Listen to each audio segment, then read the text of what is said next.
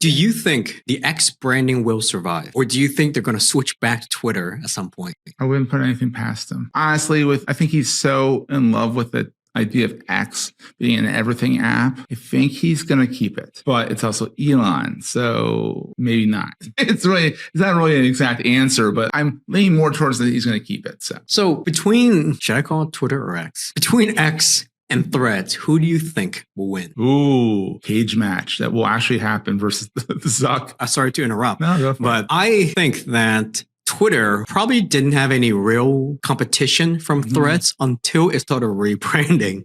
I think the rebranding definitely puts Twitter, I'm going to call it Twitter at a deficit where it's a bit confusing right now, and it creates an opportunity for Threads to actually thrive, which I feel like is very, because like now, not everyone is happy with the rebranding and the confusion. So it's more likely that Threads will capture another part of the market that isn't happy with the new branding and things not being called tweets anymore. Yeah. I think a lot of people, companies, so a lot of companies, a lot of services are going to capitalize on this bungle, I guess you can call it, that Musk did. And I think Mastodon is up to, I think, a lot of users, 2 million users, active users a day, which is astonishing for an open source project. And you can tell I'm big on Mastodon. You can tell I'm very much into like that open source ecosystem. But I think Threads is going to capitalize on it. I think there's all these other alternatives to Twitter. And I think it's good because I think putting all your eggs in one basket means that someone can come along like Musk with all the money in the world and buy your product, buy the product, and really screw it up and mess with your brand. And also, when you're on these platforms, it's rented media, meaning that you own your content you put there, but it can be taken away from you. You can be banned, you can be shadow banned, which means that you're still there. You have no idea that you're banned, but you're not being shown to anybody unless they go directly to you. Right. So you need to make sure you have your own site where you keep your content there as well. Yep. Seth, how can people use AI to hack their marketing? Oh, AI, that's another interesting space. A lot of people are like, they use it for headshots. I don't agree with that. I think there's a spot for a photographer. You get a real headshot where you're not like looking like a cartoon. Oh yeah, that is really creepy. Did you know about that, Ryan? There's an app. There's a bunch of apps that do it. And some of them are good. This face that I have here, not for AI. They can't figure my face out. No, I mean, the stuff they pulls together is gnarly. But AI is great for those one-off featured images for your newsletter. You can go into Midjourney and build out a statement of what you're looking for, and it'll spit out something relatively decent. It's good for marketing, like your copy. Put your copy and you put your idea into ChatGPT or Lex.page. And say, give me a first draft. Keyword is first draft. You don't want it to be your final draft. You have to go there and put your flair in there, put your voice in there. It doesn't really get contractions. They'll say do not, cannot. And for me, for one, I always use can't and don't. So I have to go back and correct that. And sometimes it gets a little flowery on the verbiage. You see, like spice up this bio on for your LinkedIn, and it goes over the top. And I mean, over the top, I mean, it uses like words that you never thought to use. And it's fun, it's comical. Then you have to kind of tone it down. Sometimes you got to tone down what it gives you. But it's great for marketing because it literally, nothing's worse than staring at a blank page saying, I need to come up with 250 words for a blog post or 300 words for a blog post. It has to be halfway decent so it shows up in Google. I don't know where to start. You can go into something like Lex.page, which is a new service that uses ChatGPT, but in a more formatted way. You can say, give me a first draft on this topic, and it will come up with something for you. And that's a good starting point. Keyword is starting point. I've been telling my clients, don't make that your be all end all. But start there. You pass the writer's block, the phantom, blank page phenomenon. And AI is great for stuff like that. Like give me an ad that's like, 80 characters long for the, whatever that you need for your Google ad. Those are great because nothing's worse than trying to get something that's 83 characters down to 80. Right. And it's like, there's no small word to put there. Yeah. Something interesting about AI is that we use ChatGPT a lot to, like you said, help brainstorm ideas. But what I found to be highly effective, especially when it comes to writing social media and ad content, is number one, identifying the persona. So all the writers, we actually train everyone to do this. Number one, give it a name. You say, hey, can I call you Alex? And then after you say, Alex, you are the world's best advertising copywriter. And I want you, and so then basically you give it a persona so that way it knows how to write. And then you give it a comparison. I want you to write an ad, so and so on and so forth, that sounds competitive with Nike. So that way it gives a kind of a start. Now, ChatGPT isn't going to know a small competitor you have in your local town, but it will know. And there's some really weird stuff. You know what? It actually knows Penji, so we're kind of proud of that.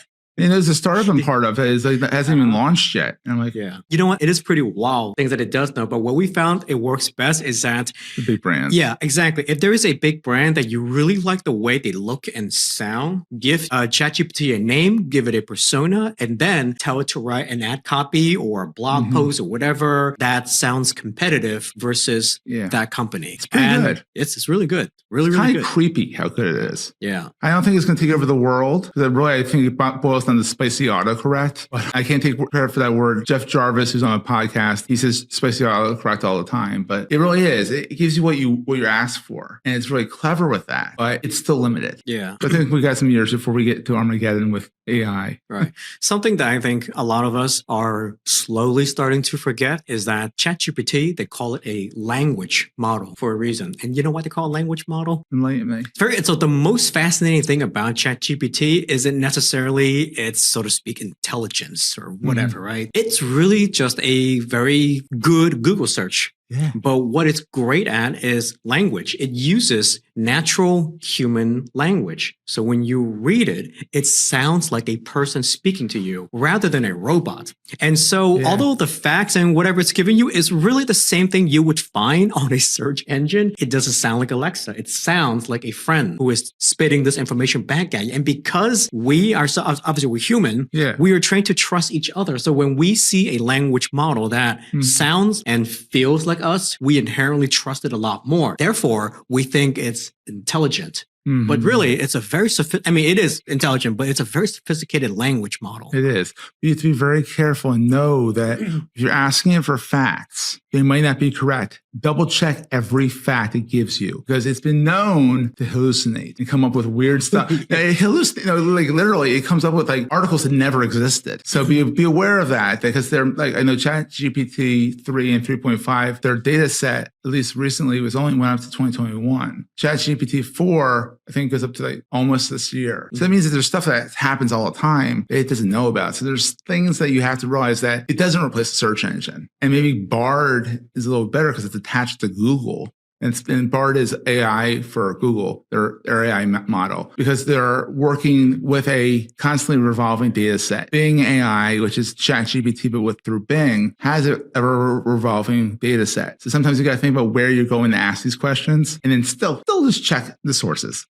Right. Yeah. The hallucination thing, that's really fascinating. And that's kind of scary. That's actually really scary because right now it seems like it's able to, the AI, mostly it gets its information from the internet, really, from just a large database collection of things, whether it's true or not. It's able to distinguish between obviously the factual stuff versus the nonsensical stuff. And I think what's scary is that the information that it's gathered so far, the majority has been written by human, which takes time. And it takes even more time to write, BS. So most of what's out there currently is true and legitimate versus a small portion of BS. However, now that we've entered the age of AI, it is so much easier to write BS. So in the next couple of years, the database in which AI, they're all getting their information from, there's going to be a larger pool of BS versus factual stuff written by, editors, writers, journalists. And it's going to be interesting how these later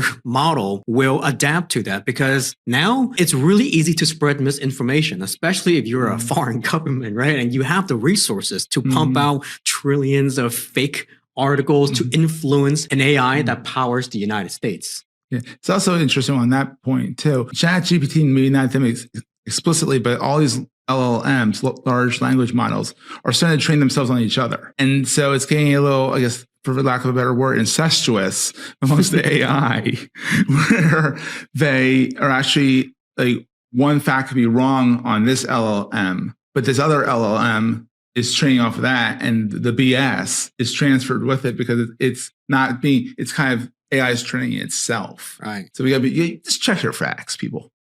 Yeah. AI STDs, that might be a thing, right? That'd be funny. You know what's really scary? Have you seen Westworld? I've seen a few episodes, yeah. Have you seen it, Ryan? Okay, I'm not going to spoil anything. You know, the show's not even that great anymore. No. First season was amazing. Anyway, in the second season of Westworld, the world is being controlled by this AI. It actually rests in this giant sphere in this mega building. Yeah. And it's an AI that controls the entire world, every single piece of tech device, and it actually calculates your percentage of success. Wow. So it either limits or unblocks your limits in life. It can do all kinds of things. It can make it easier for you to get a job, or it can prevent you from getting a job altogether. Wild. And it determines whether or not you're going to be a danger to society, or you're going to be a breakthrough innovator. That's creepy, when you're like 3 years old. Oh, that's so really it's crazy. The Minority Report. Yeah, very much like, actually, in Minority Report, it's like the precogs, it's like people. Yeah. Like predicting things, but this is like an AI. Yeah, it's even creepier. So I'm curious if like that's where we're heading. We might be in a sphere right now, in a simulation. We might be in the Matrix.